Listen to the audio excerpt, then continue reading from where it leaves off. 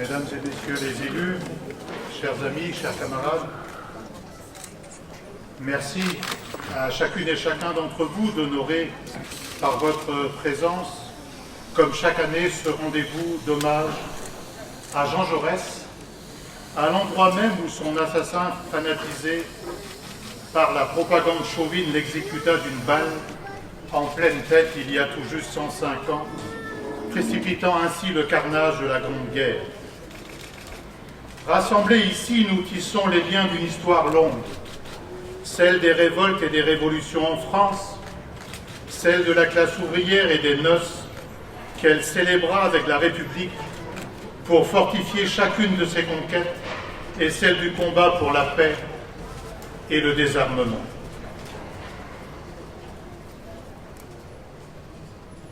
Nous cultivons la mémoire des combats menés par le mouvement ouvrier dans le sillon de la grande Révolution française et pour élargir la démocratie jusqu'aux chasses gardées de la propriété privée et lucrative.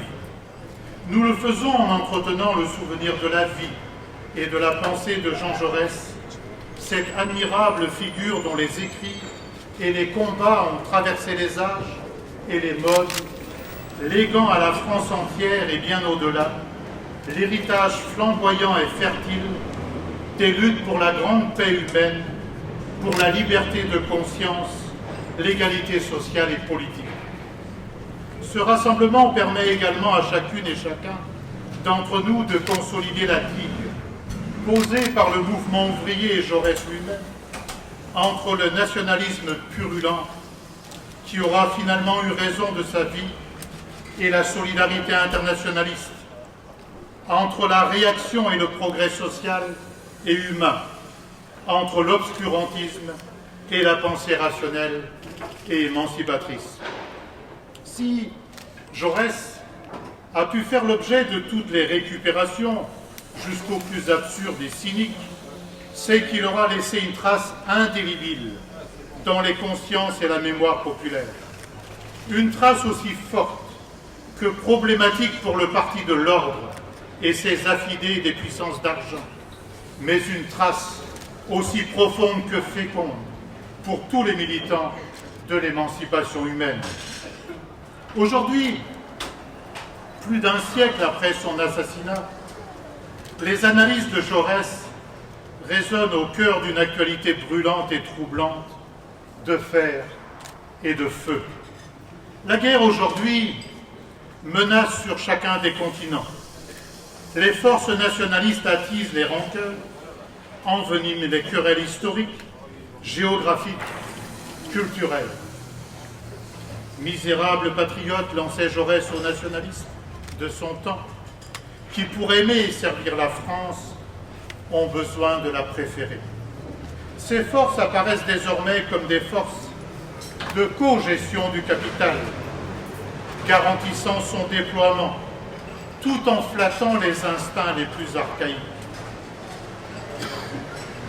Les coalitions des droites extrêmes et des extrêmes droites gagnent partout des positions décisives, accentuant les guerres commerciales, affaiblissant partout les protections collectives conquises par le mouvement social et ouvrier, intensifiant, comme le font États-Unis, Brésil, Autriche ou encore Hongrie, l'exploitation des deux sources de toute richesse, le travail humain et la nature, au point aujourd'hui de menacer notre humanité commune. Les guerres de proie, comme les nommait Jaurès, menacent aujourd'hui au Moyen-Orient, où le détroit d'Ormuz, chemin stratégique de l'approvisionnement mondial des hydrocarbures, fait l'objet de toutes les convoitises. Le conflit historique et civilisationnel entre l'Iran et ses voisins sunnites, des monarchies théocratiques du Golfe, a bon dos quand se joue dans les faits la recomposition politique, géopolitique sous l'égide des États-Unis, de ses alliés régionaux d'un Moyen-Orient laissé en ruine après 30 longues années de guerre et de déstabilisation. Les incidents s'accumulent et se répètent dans le Golfe Persique. Avant-hier, des troupes iraniennes étaient accusées de monter à l'abordage d'un tanker pétrolier japonais. Hier, le président nord-américain envoyait ses avions de chasse dans l'espace aérien iranien pour y jeter des bombes avant de se raviser. Aujourd'hui, un navire anglais et son équipage sont saisis par les autorités iraniennes au moment même où l'armée israélienne bombarde des sites iraniens en Syrie. Aucune des parties n'a intérêt à la guerre, nous dit-on, parmi les beaux parleurs des médias. Mais qui sait pourquoi et comment l'étincelle viendra allumer le brasier et nourrir le feu régional? Qui peut prédire quand et comment s'arrêtera la volonté des faucons nord-américains de s'adonner au fameux changement de régime, comme ils disent, dont tant de peuples ont eu à subir les conséquences? Comment garantir que les franges les plus fanatisées du régime iranien ne profiteront pas de l'occasion pour affirmer leur position politique dans la société iranienne et alentour? Nul doute que ce conflit autour de la rente pétrolière s'insère dans un dispositif global de guerre économique au moment où la Chine s'affirme comme l'une des principales puissances d'un monde multipolaire et réclame pour son développement des ressources énergétiques absentes de son sol. Dans ce siècle de concurrence sans limite et de surproduction, avertissait Jaurès, prémonitoire dès 1895, il y a aussi concurrence entre les armées et surproduction militaire. L'industrie elle-même étant un combat, la guerre devient la première, la plus excitée, la plus fiévreuse des industries.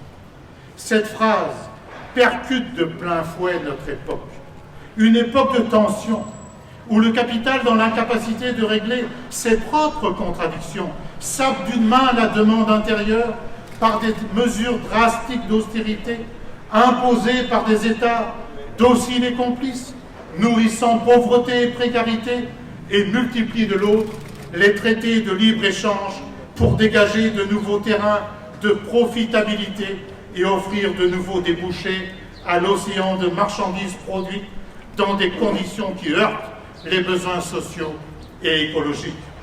Cette dynamique morbide du capital financiarisé a pour exact corollaire une croissance phénoménale des budgets militaires sur l'ensemble de la planète. 4,9% de hausse générale des budgets consacrés à l'armement militaire ont été constatés en 2018, essentiellement portés par l'OTAN et en son sein la puissance états-unienne. La dépense globale de défense suit cette courbe folle depuis 20 ans, dépassant largement la proportion de dépenses militaires que nous connaissions lors de la guerre froide. L'intensification de la guerre économique produit bel et bien, comme le pressentait Jaurès, l'excitation de la plus fiévreuse des industries, l'industrie militaire. Le monde a aujourd'hui sur ses bras fragiles le poids lourd d'un arsenal militaire d'une incroyable puissance et au cœur de celui-ci, un arsenal nucléaire aux capacités dévastatrices à peine concevables. Les deux puissances nucléaires se désengagent petit à petit des traités encadrant la production d'armes. Les traités bilatéraux signés entre les États-Unis et la Russie, dits START, censés freiner la prolifération nucléaire, vient d'arriver à échéance en 2021. Et rien ne permet aujourd'hui de prédire leur reconduction. D'autant que la Russie vient de suspendre sa participation au traité sur les forces nucléaires à portée intermédiaire après que M. Trump l'ait brutalement déchiré il y a plusieurs mois. Comment comprendre que les armes chimiques et bactériologiques aient pu être interdites et que perdure cette tolérance à l'armement nucléaire, lui aussi, et plus encore, de destruction massive? Il y a 2 ans, 122 États ont courageusement adopté aux Nations Unies le traité sur l'interdiction des armes nucléaires. Le chemin est encore long, mais la volonté progresse pour que l'humanité renonce à ces engins d'apocalypse. Les sommes colossales englouties par l'armement nucléaire pourraient être dégagées vers les besoins humains et répondre à cet enjeu fondamental de notre temps, la lutte contre le réchauffement climatique, dont nous aurons encore plus que les jours derniers à subir les terribles conséquences. Les centaines de milliards alloués à l'entretien et la modernisation du parc nucléaire pourraient abonder des fonds pour une urgente transition écologique des modèles productifs, industriels ou agricoles. L'humanité se hisserait ainsi à hauteur des terribles enjeux auxquels elle doit faire face en conjurant les deux principaux périls qui la gâtent, nourris l'un et l'autre par la guerre économique et l'exploitation capitaliste, l'affrontement nucléaire et la destruction de notre environnement. Nous disons qu'aujourd'hui, l'affirmation de la paix est le plus grand des combats. Combat pour refouler dans les autres et en soi-même les aspirations brutales et les conseils grossiers de l'orgueil convoité. Combat pour braver l'ignominie des forces inférieures de barbarie qui prétendent, par une insolence inouïe, être les gardiennes de la civilisation française, disait Jaurès dans une adresse à la jeunesse, quelques mois avant que le fracas des armes ne vienne engloutir la civilisation européenne. Oui, la paix est le plus grand des combats, un combat politique qui ne se satisfait pas des formules creuses ou abstraites, mais appelle à l'action, à l'unité populaire, au dépassement du système de prédation qui porte en lui, telle la nuée, l'orage meurtrier des guerres.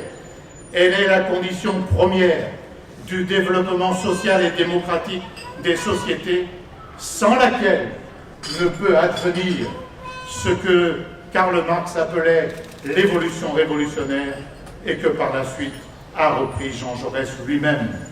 Jaurès prévenait en effet lucide que la guerre rendrait impossible la régulière évolution sociale. Les hommes qui poussent la volonté de paix sont les serviteurs du progrès social. Propos prémonitoires quand aujourd'hui est proposé aux populations du continent comme seul projet d'avenir, celui d'une militarisation de l'Europe, elle qui attend plutôt de l'Union européenne progrès démocratique, progrès social, progrès environnemental. Chers amis, chers camarades, Jaurès avait à cœur de montrer par ses actes et ses écrits la cohérence des combats pour l'émancipation humaine. Il aura mené de front le combat pour fortifier la République et faire advenir le socialisme, pour l'unité du prolétariat et la défense du capitaine Dreyfus, pour la séparation des églises et de l'État et la paix civile, pour sa patrie et pour la solidarité internationaliste. De cette intransigeance à lier les engagements, Jaurès eut à pâtir sa vie durant, nourrissant inimitié, rancune, jusqu'à la haine de ses adversaires les plus résolus. Il y a, dans le voyage de l'esprit à travers la réalité, une part d'aventure dont il faut d'emblée accepter le risque, se plaisait à dire Jaurès. Jaurès tient cette cohérence de l'enseignement du grand événement qui fit bifurquer l'histoire universelle. La Révolution française, fille des Lumières et mère du socialisme, dont la France célèbre cette année, ou plutôt devrait célébrer cette année, le 230e anniversaire, malgré le silence assourdissant de son chef de l'État. Alors que les gouvernements successifs cherchent à effacer les enseignements de cette grande rupture politique et philosophique dont le souvenir s'évanouit dans un défilé militaire du 14 juillet, rituel où l'on exhibe son armement, comme dans une vente aux enchères. Souvenons-nous de l'intérêt que portait Jaurès à ce que, je le cite, « la flamme tourmentée mais immortelle, que despotisme et contre-révolution s'acharneront à éteindre et qui, toujours ranimée, s'élargira en une ardente espérance socialiste. » Lorsqu'il s'attelle à la rédaction de ce qui restera l'une de ses grandes œuvres, son histoire socialiste de la Révolution française, Jaurès se trouve à un moment charnière de son parcours politique et intellectuel. La France vit également des moments critiques. L'affaire Dreyfus affleure dans un climat d'antisémitisme fétide, et alors que les conquêtes républicaines vacillent sous les coups de boutoir d'une réaction qui refuse de dire son dernier mot. Tout un courant politique et idéologique s'échine à dénier aux classes populaires toute légitimité à faire l'histoire. Fleurissent alors les pamphlets hostiles au mouvement populaire, définis par les Barrès, Maurras et autres Gustave Le Bon, autant d'intellectuels réactionnaires, alors lus et commentés comme des névroses sociales par essence chaotiques, vecteurs de désordre et de chaos. Jaurès ne singe pas l'historien perché sur son aventin, contemplant l'histoire en refusant d'en tirer parti. Il effectue au contraire ce geste éditorial comme un geste politique qu'il place selon ses mots, je le cite, sous le triple patronage de Plutarque, de Michelet et de Marx. Autrement dit, d'une histoire des hommes appelés aux commandes, des événements, du peuple en mouvement, qui ne peut faire l'économie d'une analyse des conditions économiques et sociales qui fondent le réel. Cette histoire est l'occasion pour Jaurès d'user des outils conceptuels puisés dans la lecture des œuvres de Marx qu'il défore dans la décennie précédente, notamment d'une théorie matérialiste de l'histoire, encore balbutiante, mais qui trouvera au cours du XXe siècle un puissant retentissement. Bourgeoise, la Révolution française l'est assurément, constate-t-il, mais elle a fait naître des contradictions exprimées dès l'instauration de la République en 1792 que seul le socialisme pourra surmonter en redéfinissant le rôle de la propriété. Je n'ai jamais négligé l'œuvre de réforme et toujours je m'efforçais de donner à nos projets de réforme une orientation socialiste.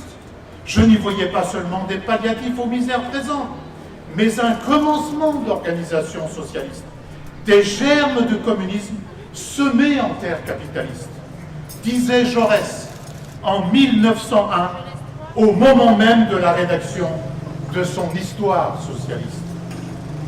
Pour Jaurès, si la Révolution aura signé ce qu'il appelle l'avènement de la pleine démocratie politique, elle aura tout autant révélé dans son développement, précise-t-il, l'incapacité de la bourgeoisie française à gouverner seule parce qu'elle ne peut se défendre contre les forces subsistantes du passé sans faire appel aux forces de l'avenir. La Révolution est ainsi mère du socialisme et du mouvement ouvrier, d'une part, parce que la grande lumière de l'encyclopédie a nourri la pensée socialiste héritière des audaces extrêmes du XVIIIe siècle, qui commence à pénétrer les instituteurs de la nation. Et d'autre part, parce qu'elle aura concouru à subordonner théoriquement le droit de propriété au droit supérieur de la nation, disait-il, par l'effort des classes populaires représentées par les fractions jacobines. Le mouvement ouvrier est ainsi appelé à défendre la République en prolongeant la démocratie, à fortifier les libertés conquises en y puisant les ressources pour gagner de nouveaux combats. Créer la démocratie en la dépassant a été, durant un grand siècle tourmenté et fécond, l'œuvre de la classe ouvrière, disait Jaurès. Diriger la démocratie en la dépassant et l'obliger, enfin, à se hausser au socialisme, Ce sera la grande œuvre de demain, concluait-il magistralement dans son histoire socialiste de la Révolution française.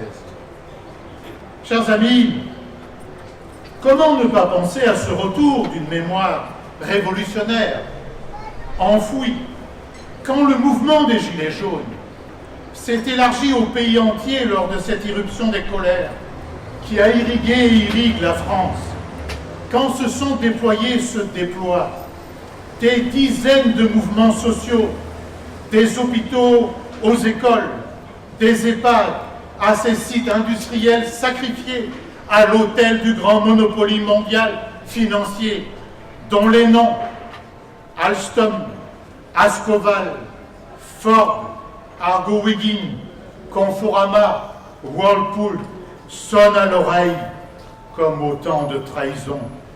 Ceux qui regardent au fond des esprits, au fond des âmes, s'aperçoivent que dans la conscience ouvrière, l'idéal révolutionnaire survit secrètement et à la moindre ouverture des événements, la lumière jaillit de nouveau.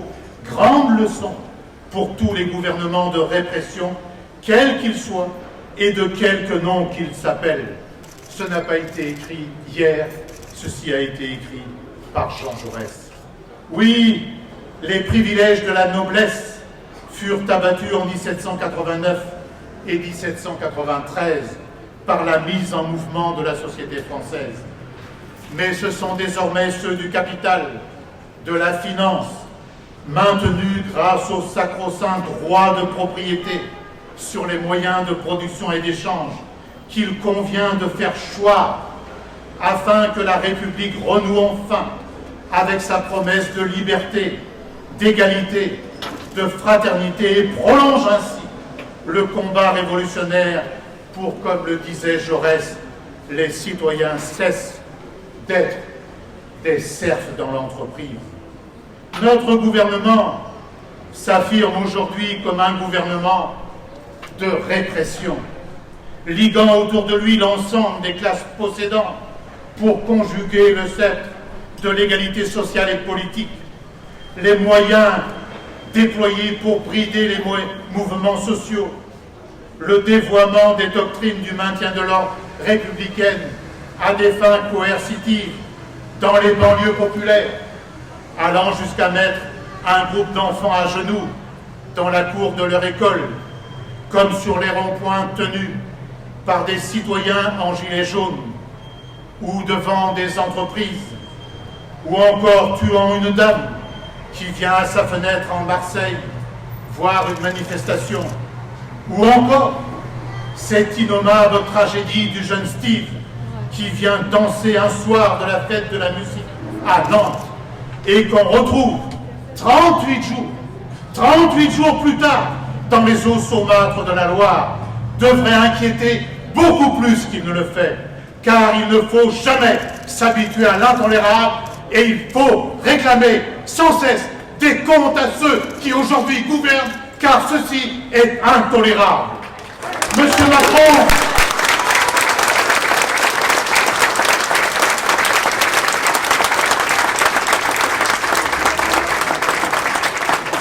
Monsieur Macron ajoute à sa politique de défense exclusive des plus riches et des possédants et à la répression policière une attitude de mépris résolument monarchique, sacrifiant le Parlement et contournant la souveraineté populaire par la grâce d'une élection présidentielle au mode de scrutin désuet, lui conférant des pouvoirs exorbitants.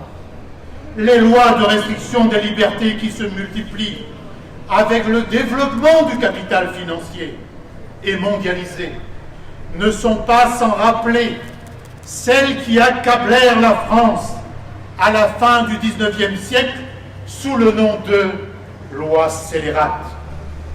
Votre loi, s'insurgeait Jaurès, voudra d'un regard aigu, continu, profond, surveiller constamment toutes les consciences et alors, sous prétexte d'hygiène morale, vous aurez installé dans ce pays la plus étrange des tyrannies qu'on n'ait jamais pu rêver. Face à ce retour sans équivoque du parti de l'ordre, sous de nouveaux oripeaux, l'on comprend aisément le soin pris à terre le 230e anniversaire du soulèvement révolutionnaire qui fonda la nation française et auquel Jaurès travailla à en faire vivre l'écho dans la classe ouvrière. Chers amis, chers camarades, je ne peux terminer cet exposé sans vous parler d'un des grands combats que mena Jaurès, celui pour que vive et se développe l'humanité, celui qui lui aura coûté des heures et des années de travail acharné et épuisant. Faire vivre un grand journal sans qu'il soit à la merci d'autres groupes d'affaires est un problème difficile, prévenait-il dans son premier éditorial. Nous en savons quelque chose. Mais 115 ans plus tard, le journal qu'il fonda est toujours là, vivant, à l'affût de l'actualité et des luttes pour la justice sociale, le progrès humain et environnemental, offrant son regard sur les événements du monde à toutes les intelligences libres. Il le fait dans des conditions rendues extrêmement difficiles qui dépendent de multiples facteurs que je ne peux développer ici. Informé en toute indépendance, en assumant le regard communiste sur l'évolution du monde, est devenu une chose ardue. Mais c'est, nous en sommes persuadés, chose ô combien essentielle, non pas seulement pour nous-mêmes, mais pour la société tout entière, pour ce peuple qui vit et qui se bat, qui a besoin du point de vue communiste pour contrer la double offensive du capital et des extrêmes droites. À l'heure où les impasses du système capitaliste apparaissent comme autant de menaces pour la survie de l'humanité, comment concevoir que puissent disparaître des journaux L'Humanité et l'Humanité Dimanche, la fête de l'humanité, qui, avec rigueur, sans tronquer les faits ni abaisser le débat public, cherche dans le mouvement même du monde les voies de l'alternative. Chers camarades, vous le savez, depuis des mois maintenant, nous alertons sur la situation de l'humanité qui n'est pas seulement dans une zone de turbulence ou dans quelques difficultés fatales. L'humanité aujourd'hui est placée devant le défi de son existence et nous devons mener un combat extrêmement compliqué. Car dès lors que nous nous sommes trouvés dans une situation dite de cessation de paiement et admis sous protection du tribunal de commerce de Bobigny, la vie a dû totalement changer pour nous. Ainsi, nous sommes contraints aujourd'hui de créer les conditions non seulement de la mise à l'équilibre économique de l'entreprise qui porte le nom de l'humanité, mais nous allons devoir, au-delà de ça, dégager des moyens pour payer l'endettement qui s'est accumulé ces dernières années, dû pour une large part au fait que le pouvoir, à la fin du quinquennat du président Sarkozy, a décidé de réduire de 1 million l'aide au quotidien à faible ressources publicitaires que touchait l'humanité et quasiment la même somme ou une somme quasi équivalente pour d'autres confrères, notamment ceux de la Croix. À partir de ce moment, nous avons été confrontés à l'obligation de faire des économies extrêmement drastiques qui a porté préjudice au contenu de l'humanité, au sens où nous avons dû réduire la pagination, au sens où nous avons dû contraindre nos journalistes à moins ou ne pas se déplacer, et ceci pendant des mois et des mois. Alors que dans le quinquennat précédent, on nous avait fait la promesse d'ouvrir la possibilité d'un plan de redressement qui était tout à fait praticable, mais jamais aucun des engagements qui ont été pris devant nous n'ont été honorés, pas plus qu'aucune banque, celle qui aujourd'hui emprunte à la Banque centrale européenne à des taux négatifs, moins 0,4%, c'est-à-dire que nous sommes dans une situation quand même où il y a des gens dans ce pays qui sont subventionnés pour faire de l'emprunt, et nous avons été punis parce que nous voulions en faire un, parce que nous avons à cœur la liberté et le pluralisme de la presse. Et donc, la situation que nous vivons aujourd'hui est difficile. Nous avons dû faire un nouveau plan d'économie fonctionnelle extrêmement lourd. Un plan de réduction des effectifs, également très lourd, qui va coûter, puisque ceci aura évidemment des conséquences pour un certain nombre de collaborateurs qui quittent l'entreprise dans les prochains jours, mais aussi pour ceux qui restent, qui forcément auront plus de travail. Et enfin, nous avons à affronter maintenant l'enjeu du remboursement de nos dettes. Et donc nous avons tous ensemble, moi évidemment le premier, mais au fond, comme je l'ai dit à nos amis de la Société des lectrices et des lecteurs que préside mon ami Hervé Bramy, qui vient de succéder à Nicolas Devers-Dreyfus, je leur dis en somme, je ne suis que votre employé dans cette affaire, puisque le journal vous appartient.